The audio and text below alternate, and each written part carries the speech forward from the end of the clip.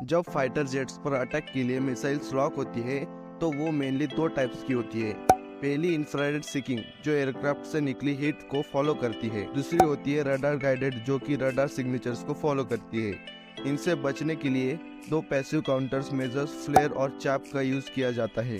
फ्लेयर्स का इस्तेमाल heat seeking missile से बचने के लिए होता है, जिसमें मल्टीपल हीट सिग्नेचर्स जनरेट किए जाते हैं जो मिसाइल को मिसगाइड कर देते हैं। रडार गाइडेड मिसाइल से बचने के लिए चाफ का यूज किया जाता है।